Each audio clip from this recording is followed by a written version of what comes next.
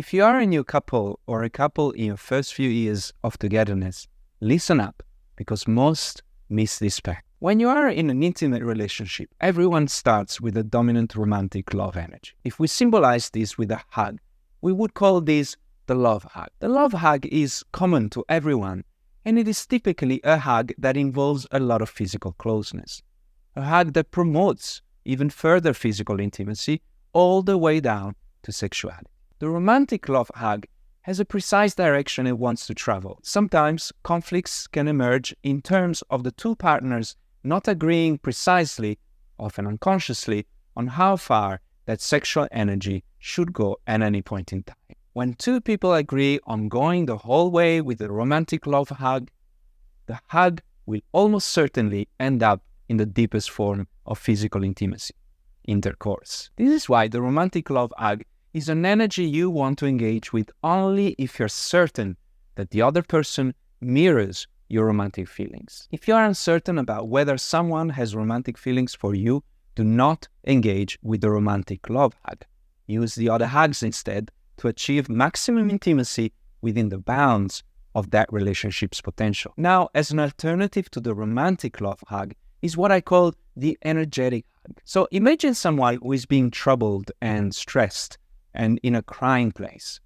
And if all you know is the romantic love hug, you may fail to connect to this person. Where I think it becomes more functional in these situations is the energetic hug.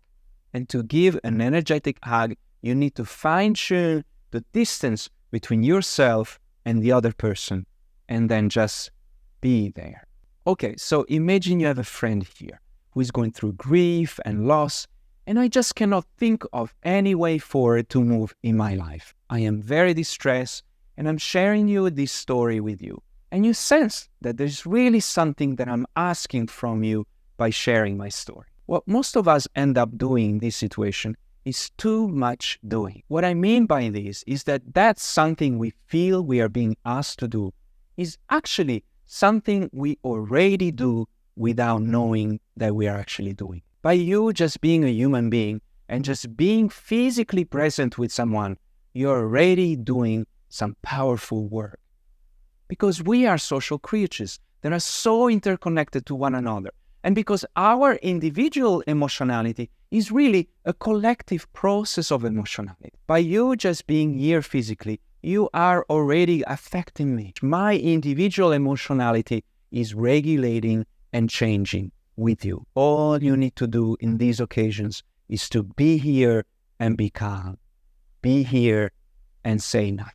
This simple calmness in you will end up regulating my distress and clearing my mind up and switching on my prefrontal cortex, which is the device I use to project myself into the future. Be here, say nothing, be here, move me without doing. The next hug following this energetic hug is a hug that is going to involve some physical interaction, but it is not sexual. We all know this hug too. It's the friend's hug. The friend's hug is really quite close to the energetic hug, in that when we are in a friend's state of heart and mind, we do not have a precise personal direction we want to move into. Differently from the energetic hug, however, the friend's hug does involve some physicality. And differently from the romantic love hug, the friend's hug is not so driven to deepen that physical interaction. Physical touch is a powerful emotional regulator.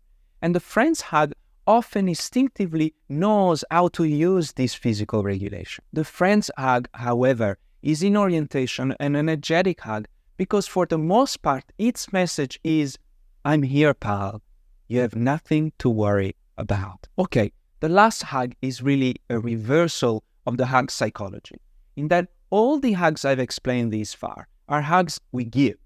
But this one is a hug we ask. I find that in many relationships, individuals and couples need to grow their ability to ask for what they need. Ask to their partner to say, I love you when they come back home, for instance, or ask a hug when they feel down. Expectations on all these levels usually end up having to be discussed in the therapy room.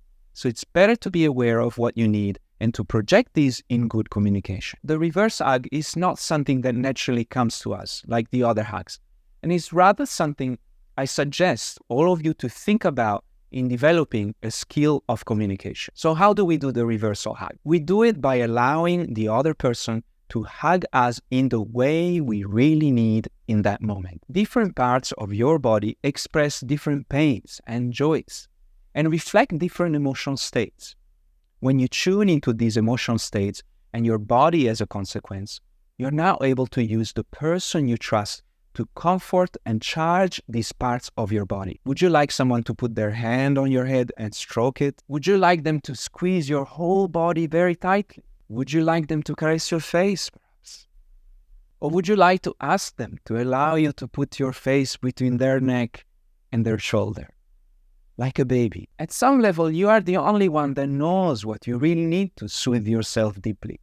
So take ownership of these sensations of yours and respectfully ask the one you trust the most to help you regulate your emotions down in this way. Say, help me with your energy and body to allow me to come back home to myself. I recommend every couple in crisis, and in fact, every couple who wants to have a good, intimate emotional rapport, to think about these 4 different hugs. So to heighten the awareness that we do not always need a lover next to us, nor a friend, nor a spiritual person, but a mix of these as well as all the skill and wisdom to be able to communicate what we need from others. Good luck with this one.